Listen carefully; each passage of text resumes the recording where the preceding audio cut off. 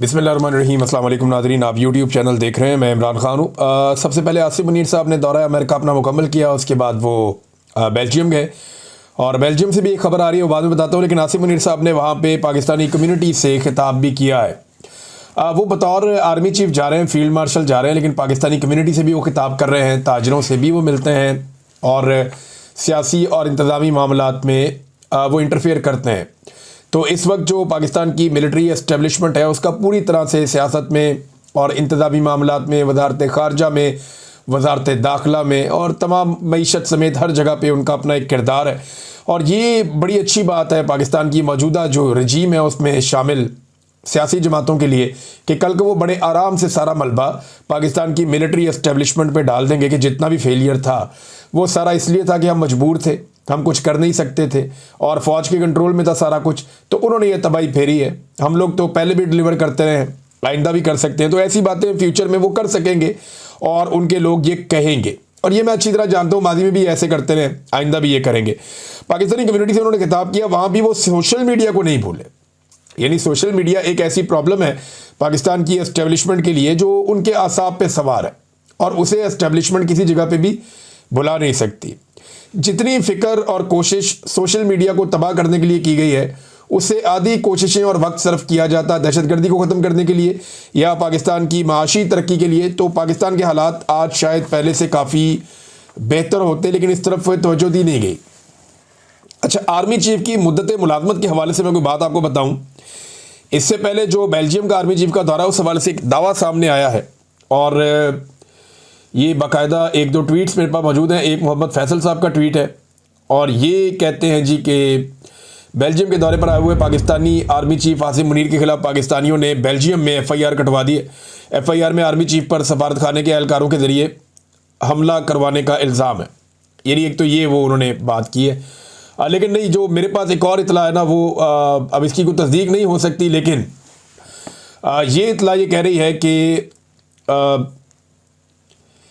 एक दस्तावेज़ है वो जमा करवाई गई है बेल्जियम में और पाकिस्तानियों की जानिब से, जिसमें कुछ जराइम के हवाले से या इंसानी हकूक़ की खिलाफ वर्जियों के हवाले से डाटा शामिल है और इसमें दर्ज जो मालूमात हैं वो मंदरजा झेल हैं। शिकायत कुनिंदा जो है उसका नाम है शेख मोहम्मद अदील, जो अब तक इतला सामने आ रही है और ये भी सोशल मीडिया से इतलात आई हैं। इसकी कंफर्मेशन एक आधे दिन में आ जाएगी और ब्रसल्स बेल्जियम से ये इतलात आ रही हैं और इसका बाकी एड्रेस भी इस आदमी का लिखा हुआ है, सारा कुछ इसके अंदर शामिल है, इनका ईमेल एड्रेस भी लिखा हुआ है। अच्छा, उसमें हाफिज़ सैयद आसिम मुनीर साहब के बारे में उनकी जिस्मानी तफसीलात लिखी हैं, उनकी उम्र लिखी है, उनका कद लिखा है, उनका वज़न लिखा है, साथ उनकी तस्वीर भी मुंसलिक की गई है और ये कहा कि ये ब्रसल्स में आए हैं। तारीख़ और वक्त लिखा है 10 अगस्त 2025। ऐसा लगता है कि ये दस्तावेज़ जो है वो पहले से तैयार थी।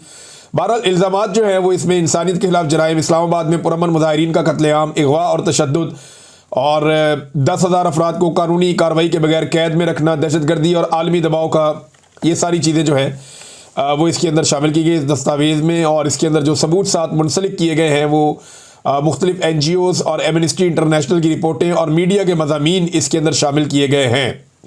और साथ उन्होंने ये कहा कि इस मामले को फेडरल प्रोसिक्यूटर को भिजवाना चाहिए और गिरफ्तारी के वारंट्स और ये वो सब, और ये दस्तावेज़ संगीन इल्ज़ामात की निशानदेही करती है और कानूनी कार्रवाई की दरख्वास्त करती है। ये जनाब एक दस्तावेज़ जमा करवाई गई, मैंने आपको बता दिया। लेकिन असल मामला जो हम डिस्कस कर रहे हैं गुज़िश्ता एक दो दिन से, वो फिर मैं आपके सामने रखता हूँ कि क्या यही आर्मी चीफ कंटिन्यू करेंगे सन 2026 में और 27 में, और कितना कंटिन्यू करेंगे इस पे हम बार बार बात करते हैं। वजह यह है कि इमरान खान साहब को और पाकिस्तान तहरीक इंसाफ को इस बात का पूरा यकीन है कि जब तक हाफिज़ सैयद आसिम मुनीर साहब हैं तब तक उन लोगों के लिए कोई भी तहरीक चलाना मुमकिन नहीं होगा और इस हुकूमत के ख़िलाफ़ कोई भी एक्टिविटी उनकी कारामद नहीं होगी, क्योंकि पूरी ताकत से पूरा इदारा इस्तेमाल किया जाएगा और वो पाकिस्तान तहरीक इंसाफ के रास्ते की एक रुकावट बनेगा। तो जो एक पॉलिटिकल वो कहते हैं ना जी हमें दिया जाए लेवल प्लेइंग फील्ड, तो वो उन्हें लगता है कि नहीं मिलेगी जब तक कि आर्मी चीफ है हाफिज़ सैयद आसिम मुनीर साहब। और अब ये लड़ाई नई नहीं है, ये बहुत पुराना मामला है। इसमें जो हाफिज़ आसिम मुनीर साहब के जो हमायती हैं वो ये कहते हैं कि इमरान खान साहब ने अपने दौर में जब वो वज़ीर आज़म थे तो इनके साथ ज़्यादती की थी और इमरान खान साहब कहते हैं जी मैंने कोई ज़्यादती नहीं की थी, बल्कि ये मेरी अहलिया से मिलना चाहते थे, उन्होंने इनकार कर दिया था, तो इस बात का गुस्सा है। बहरहाल जो भी है, आज पाकिस्तान तहरीक इंसाफ के साथ जो कुछ भी हो रहा है, इसके पीछे कुछ लोग खुलकर कहते हैं, कुछ लोग दबे लफ्ज़ों में कहते हैं, लेकिन पाकिस्तान की एस्टेब्लिशमेंट का पूरा हाथ है। अब दो सवालात हमने सामने रखे थे। नंबर एक, कि क्या एक नई मुद्दत मुलाजमत शुरू होगी, कि एक्सटेंशन मिल गई, जीरो से दोबारा शुरू होगा, तो नए कानून के मुताबिक तो 5 साल के लिए आर्मी चीफ आएगा। तो क्या नई एक्सटेंशन और 5 साल होंगे, या जो एक नया कानून बनाया गया है वो पिछले एक्सटेंशन से उसको शामिल कर दिया जाएगा? एक्सटेंशन इसलिए कह रहा हूं कि आर्मी चीफ की जो नौकरी है उसको रिटेन किया गया था और फिर उसके बाद उनको ये ओहदा दिया गया था, वो पहले रिटायर हो गए थे, जो इतलात थी और जो फैक्ट्स थे, जो फिगर्स थे वहां पे मौजूद थे। अच्छा, इसमें जो है ना, वो आसिम मुनीर साहब 3 साल मुकम्मल कर चुके हैं, तो 2 साल उनको और मिल जाएंगे। कुछ लोग दावा करते हैं कि नहीं, नया होगा और 5 साल होंगे। लेकिन राणा सनाउल्लाह साहब और फैसल वाडा, ये दोनों लोगों की अगर आप बात सुने तो फैसल वाडा का ताल्लुक क्योंकि उस कबीले से है जो मिलिट्री एस्टेब्लिशमेंट के लिए सर्व करता है, तो फैसल वाडा साहब की बात को आप समझें कि ये वहाँ से आई है। और राणा सनाउल्लाह साहब का जो ताल्लुक है वो नवाज शरीफ के कबीले से है, वो यहाँ सर्व करते हैं, तो उनकी बात आप समझें तो समझें, हुकूमत से आई है। तो हुकूमत और एस्टेब्लिशमेंट दोनों की तरफ से जो इशारा पहला आया, वो इशारा ये है कि हाफिज सैयद आसिम मुनीर साहब का तसलसल हो सकता है, एक्सटेंशन नहीं हो सकती। क्योंकि राणा सनाउल्लाह साहब ने एक स्टेटमेंट में एक सवाल के जवाब में कहा कि नवाज शरीफ साहब माजी में भी जो एक्सटेंशन है उसके खिलाफ रहे हैं, और आज भी उनकी ये एक राय है और PMLN की ये राय है कि एक्सटेंशन नहीं होनी चाहिए। हालांकि PMLN के इस दौरे हुकूमत में बहुत सारी एक्सटेंशंस हुई हैं, बहुत सारी, बेशुमार अफसरान को एक्सटेंशंस दी गई हैं और धड़ाधड़ दी गई हैं और अभी तक दी जा रही हैं। बल्कि ये तो इस पर भी राजी हो गए थे कि हुकूमत को ही एक्सटेंशन दे दी जाए। और ये जो मौजूदा आर्मी चीफ है, ये एक्सटेंशन के साथ फिर आर्मी चीफ बने थे, तो नवाज शरीफ साहब ने अपने उसूल तो तोड़ दिए थे, बहुत पहले तोड़ दिए थे। लेकिन राणा सनाउल्लाह साहब का ये बात कहना और अपने आप को उसूली साबित करने की कोशिश करना, वो ये बताता है कि जो एक तसलसल की बात आ रही है कि 3 साल आर्मी चीफ ने मुकम्मल कर लिया, तो शायद 2 साल और भी उन्हें मिल जाए तो 2027 तक ये रहेंगे। लेकिन कल किसी ने नहीं देखा, तो 2027 तो बहुत दूर है, अभी तो बहुत दूर है।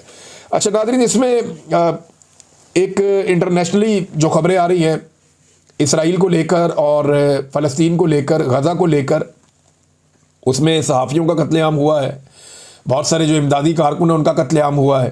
रोज़ाना की बुनियाद के ऊपर जो है वो फ़लस्तीनी शहीद हो रहे हैं और उनका कत्लेआम किया जा रहा है। जो लोग भूखे हैं, प्यासे हैं, उनकी मुश्किलात बढ़ती जा रही हैं। और यहाँ पे एक नया मंसूबा नेतन्याहू ने बनाया कि वो पूरी की पूरी गज़ा की पट्टी पे कंट्रोल करेगा और इसराइल जो है वो पूरे गज़ा पे कब्ज़ा करेगा। इसमें इसराइल के अंदर भी सख्त मुखालफत का सामना करना पड़ा। इसराइली फ़ौजी ने भी एक ने खुदकुशी की है कि ये जो जुल्म हमारे से करवाया जा रहा है, इस किस्म की चीज़ें रिपोर्ट हो रही हैं। लेकिन जो कुछ भी इस वक्त गज़ा में हो रहा है, इसके लिए पाकिस्तान माजी में जैसे आवाज़ उठाता था, वैसे इस मरतबा आवाज़ उठाता हुआ दिखाई नहीं दिया। यानी कुछ चीज़ें पाकिस्तान ने ऐसी की है जिससे लगता है कि शायद गज़ा के ऊपर पाकिस्तानी एस्टेब्लिशमेंट की पॉलिसी बदल गई है। जनरल बाजवा एक ऐसे जर्नैल थे जो ये बातें खुलकर करते थे सहाफ़ियों के साथ या ऑफ द रिकॉर्ड मीटिंग्स में कि इसराइल के साथ पाकिस्तान को अपने ताल्लुकात बनाने पे गौर करना चाहिए और इसराइल के मामले के ऊपर पाकिस्तान को अपनी पॉलिसी तब्दील करनी चाहिए।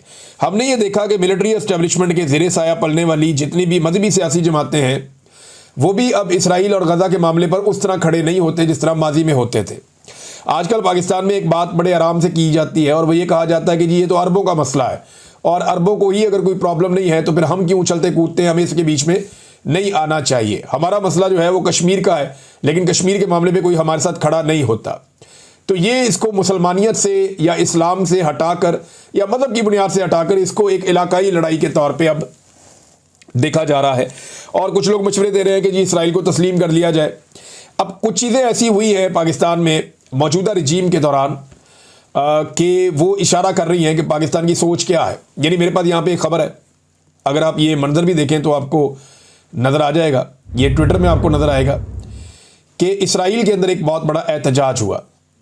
यानी इसराइल में एहतजाज हो रहा है गज़ा के ऊपर मुकम्मल तौर पे कब्ज़ा करने के हवाले से। इसराइल के अंदर एहतजाज हो रहा है और वहाँ पे 1 लाख के करीब लोग इसराइल में निकले और निकल कर उन्होंने एहतजाज किया। नेतन्याहू के मंसूबे के खिलाफ इसराइल में भी एहतजाज, 1 लाख से जायद अफराद का मुजाहरा, ये एक्सप्रेस न्यूज़ ने खबर छापी है। और ये मनाजिर जो है वो इसराइल से आ रहे हैं, यानी इसराइल के खिलाफ इसराइल में मुजाहरा हो सकता है, लेकिन इसराइल के खिलाफ पाकिस्तान में मुजाहरा नहीं हो पा रहा। गजा के लिए उठने वाली हर आवाज़ को पाकिस्तान में खामोश करवा दिया गया। एक वफद भी इसराइल में भेजा गया और उस हवाले से बाद में किसी ने जिम्मेदारी भी कबूल नहीं की और कोई पीछे भी नहीं हट रहा, और वो लोग प्रोटोकॉल भी इंजॉय कर रहे हैं, अपने इंजॉय भी कर रहे हैं। साथ ही साथ PSL के मैचेस में फ़लस्तीन का झंडा जो लोग लेकर गए स्टेडियम में, उनसे फ़लस्तीन का झंडा छीन लिया गया पंजाब पुलिस की जानिब से, क्योंकि पाकिस्तान में ये पॉलिसी नहीं है कि आप फ़लस्तीन का झंडा उठाएं। हालांकि दुनिया भर के खेल के मैदानों में, चाहे फुटबॉल हो चाहे दीगर गेम्स हों, लोग फ़लस्तीन का झंडा उठाते हैं। इवन खिलाड़ी भी ये करते हैं कि फ़लस्तीन का झंडा हाथ में पकड़ लेते हैं उस जुल्म और बर्बरियत के खिलाफ जो वहाँ पे हो रहा है, क्योंकि खेल और खिलाड़ी जो हैं ये अमन के सफ़ीर होते हैं। लिहाजा जुल्म और बर्बरियत के खिलाफ ये प्लेटफॉर्म हमेशा से इस्तेमाल किए जाते हैं, लेकिन पाकिस्तान में इसकी भी इजाज़त नहीं दी गई। सेनेटर मुश्ताक को, उनकी बीवी बच्चों को घसीटा गया, ख़वातीन को गिरफ्तार किया गया, नौजवानों को गिरफ्तार किया गया बार बार। पुलिस ने बड़ा ब्रूटल टॉर्चर किया जो लोग इसराइल के खिलाफ एहतजाज के लिए निकले, बल्कि 2 नौजवानों पे एक रात गाड़ी चढ़ा दी गई और उस मामले का भी आज तक कुछ पता नहीं चला कि क्या हुआ। और इसके अलावा जो एक अमरीकी जनरल कुरेला हैं, जिन्होंने इसराइल को सबसे ज़्यादा सपोर्ट किया और जिन्होंने हर जगह इसराइल की, चाहे वो गज़ा के मामले में हो, पूरी हमायत की, पूरी मदद की, चाहे वो ईरान के मामले में हो, वहाँ पे भी पूरी हमायत की, पूरी मदद की, उससे जनरल कुरेला को पाकिस्तान में सदारती अवार्ड से नवाज दिया गया। ये भी बताता है कि पाकिस्तान की पॉलिसी शिफ्ट हो रही है, तब्दील हो रही है। डोनाल्ड ट्रंप, जिन्होंने अब्राहम अकॉर्ड के लिए पूरा जोर लगाया हुआ है और वो गज़ा के बदतरीन मसाइल को जानते हैं, उन्होंने खुद कई मरतबा कहा कि वहाँ हालात बहुत ख़राब हैं, लेकिन इसके बावजूद डोनाल्ड ट्रंप इसराइल या नेतन्याहू की हमायत में खड़े हैं। अब उन्हें पाकिस्तान कहता है कि जी अमन का नोबेल इनाम उनको दिया जाए, तो ये भी एक चीज़ है। अब थोड़े अरसे बाद ख्वाजा आसिफ एक स्टेटमेंट ज़रूर दे देते हैं, बड़ा हसास किस्म का, इसराइल और फ़लस्तीन के और गज़ा के मामलात को लेकर, लेकिन खुद उन्होंने पाकिस्तान में ना तो कभी एहतजाज किया, ना कभी आवाज़ उठाई, ना किसी और जमात को एहतजाज करने दिया और ना किसी और जमात को आवाज़ उठाने दी।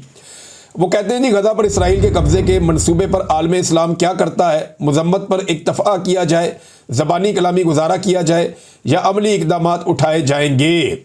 अच्छा, सवालात तो ऐसे पूछ रहे खुद वज़ीर दिफ़ा हैं, भैया आप अपनी हिकमत अमली बताएं कि आप क्या करेंगे।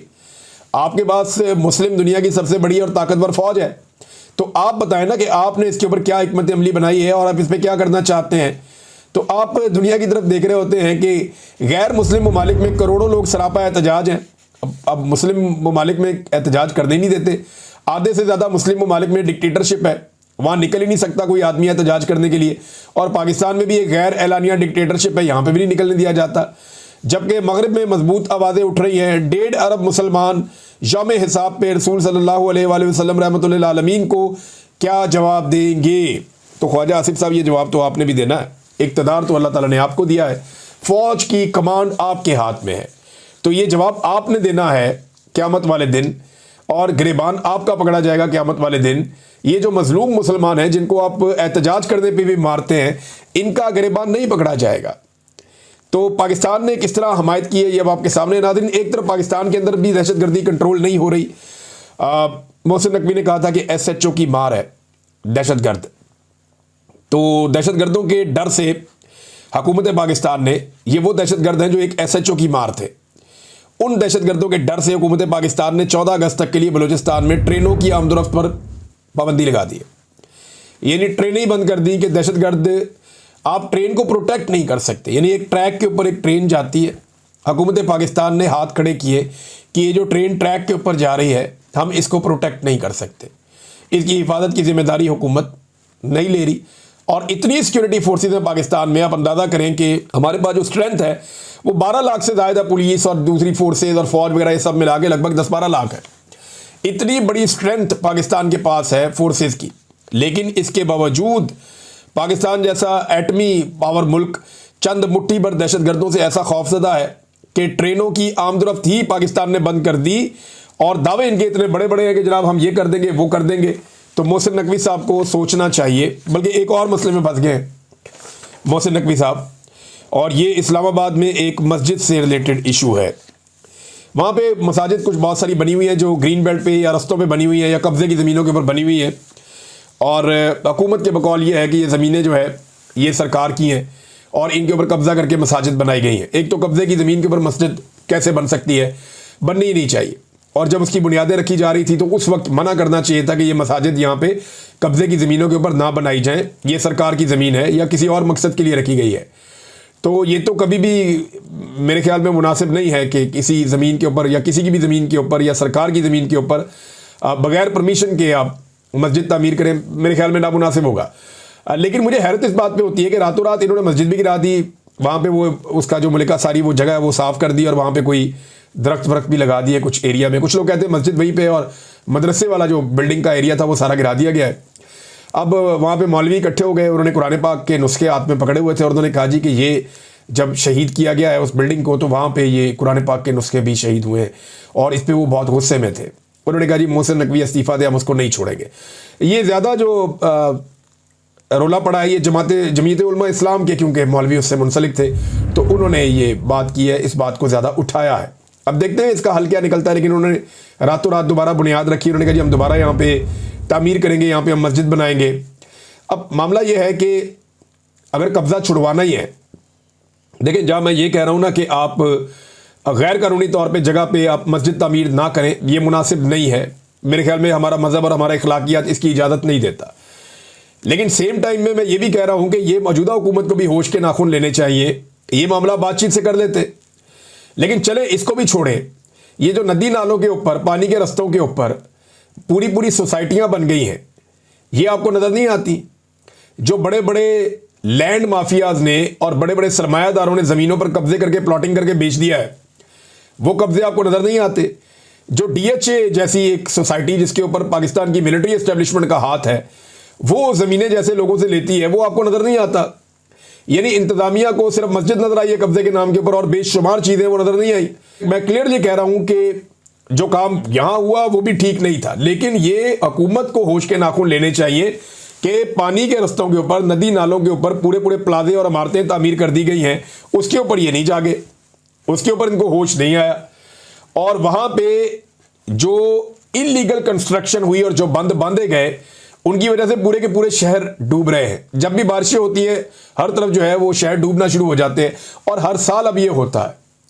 तो वहाँ पे जाके मसमार करें, उन बंदों को तोड़ें, उन सोसाइटियों से वो जगह खाली करवाएं और वहाँ पे जो नदी और नालों के सदियों पुराने रास्ते हैं उनको बहाल करें, ताकि शहरों के अंदर जो है वो सैलाब जैसी सूरत हाल पैदा ना हो। अब इसके ऊपर तवज्जो देनी चाहिए, लेकिन कौन दे इसके ऊपर तवज्जो। नाज़रीन, ये एक और मैंने आपको कहा था, याद होगा आपको 2024 में जब इलेक्शन हुए थे फरवरी में, उसके फ़ौरन बाद मुझे गिरफ्तार कर लिया गया था और मुझे गिरफ्तार करके इन्होंने जेल भेज दिया।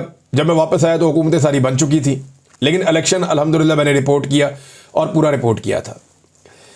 अब हुआ ये कि मैंने उस वक्त एक जुमला बोला था जब मैं कैदियों वाली वैन में था। मैंने कहा था कि ये एक जाली हुकूमत इनको बनाकर दी गई है और ये सीरियस ही हो गए कि ये इनकी हुकूमत है। यानी एक तो हुकूमत जाली है, जाली फार्म 47 के ऊपर बनाई गई है, और जिनको ये हुकूमत भीख में दी गई है वो सीरियस हो गए हैं कि वो इलेक्शन जीत के हुकूमत बनाकर आ गए हैं। तो वाकई वो अब सीरियस हो गए हैं और अब उन्हें यह लगना शुरू हो गया है कि वो एस्टेब्लिशमेंट की मदद से नहीं आए, वो ब्यूरोक्रेसी की मदद से नहीं आए, आरओज़ ने जाली फार्म 47 जारी नहीं किए, बल्कि उन्हें अब यह लगता है कि वो उनका हक था जो उनको मिला है। ये अंदाज़ा करें आप। अब वो ब्यूरोक्रेसी जिन्होंने अपना मुंह काला किया जाली फार्म 47 जारी कर करके, वो भी गिरफ्त में आ रहे हैं और उन्होंने उनके खिलाफ भी कार्रवाई शुरू कर दी। कल को ये एस्टेब्लिशमेंट के खिलाफ भी करेंगे, इनको ये आदत है और एक दिन इनका रवैया यही होगा। और अगली बार इलेक्शन में मुझे ऐसा लगता है कि शायद ब्यूरोक्रेसी को इस्तेमाल ना किया जाए। हो सकता है कि अगली मरतबा इलेक्शन में ब्यूरोक्रेसी की बजाय अदलिया को इस्तेमाल कर लिया जाए। जिस तरह से अदलिया को कंट्रोल कर लिया गया है, तो बड़े पैमाने पर अदलिया को भी इस्तेमाल किया जा सकता है। एस्टेब्लिशमेंट भी कर सकती है, मौजूदा हुकूमत भी कर सकती है। और उसका रीज़न पता क्या है कि जब भी पाकिस्तान में फ्री एंड फेयर इलेक्शन होगा ना, तो एस्टेब्लिशमेंट को बदतरीन शिकस्त हो जाएगी। एस्टेब्लिशमेंट के बाद दो रास्ते बचे, या तो वो इस गंदे खेल को बंद कर दे और इसमें से बाहर निकल जाए और वो कहे जी हमारा कोई किरदार नहीं है, हम बाहर चले जाते हैं। तो फ्री एंड फेयर इलेक्शन हो जाए तो वो उनको शिकस्त से ऐसे बच सकते हैं। अदरवाइज वो जब भी कभी इंटरफेयर करने के लिए आएंगे तो अवाम उनके खिलाफ जाएगी, वो जिसको भी सपोर्ट करेंगे अवाम उसके खिलाफ खड़ी हो जाएगी। नाज़रीन, कल के दिन में इमरान खान साहब की जमानतें लगी हुई हैं सुप्रीम कोर्ट ऑफ पाकिस्तान में, मुख्तलिफ केसेस की अपीलें वहाँ पे सुप्रीम कोर्ट में गई थी। देखते हैं वहाँ पे क्या होता है। आज एक किताब है the war that change everything. ये किताब आज जो है एक ऐसी जंग जिसने सब कुछ तब्दील कर दिया। ये इंडिया पाकिस्तान की जो अभी लड़ाई हुई थी, 3 महीने के अंदर किताब भी आ गई है। इसकी लॉन्चिंग होने जा रही है, इसके ऊपर मैं आपसे बाद में बात करूँगा, कुछ चीज़ें आपको इसके बारे में बताऊंगा। लेकिन मौजूदा हुकूमत ने पाकिस्तान तहरीक इंसाफ से एक दरख्वास्त की है, एक अपील की है कि यौम आज़ादी पर एहतजाजी मुहिम ना चलाएं। यानी वो ये कहते हैं कि आगे पीछे आप करें, लेकिन आप यौम आज़ादी पे आप एहतजाजी मुहिम ना चलाएं। अब पाकिस्तान तहरीक इंसाफ जो है वो इसको एक अपॉर्चुनिटी के तौर पे इसलिए लेती है कि नॉर्मल दिनों में तहरीक इंसाफ को दीवार के साथ लगा दिया जाता है, बल्कि उनको दीवार में ही दबा देते हैं और चादर और चार दीवारी का तकद्दुस पामाल करते हैं। तो 14 अगस्त पे पीटीआई को लगता है कि शायद ऐसा कुछ ये हुकूमत कर नहीं पाएगी, तो हम अपना एक एहतजाज भी कर पाएंगे, अपनी आवाज़ भी बुलंद कर पाएंगे। तो हुकूमत अब ये कह रही है कि जनाब हमारी ये रिक्वेस्ट है कि आप एहतजाजी मुहिम ना चलाएं। तो वैसे आम दिनों में अगर आप एहतजाज का आईनी हक फराहम करें पॉलिटिकल पार्टीज़ को तो चीज़ें नॉर्मलाइज हो सकती हैं, लेकिन मौजूदा हुकूमत को खौफ है कि अवामी मकबूलियत इनके साथ नहीं है, अपोजिशन के साथ है, तो वो इसलिए अपोजिशन को एहतजाज करने भी नहीं देते। अब तक के लिए इतना ही, अपना ख्याल रखिएगा, अपने इस चैनल का भी। अल्लाह हाफ़िज़।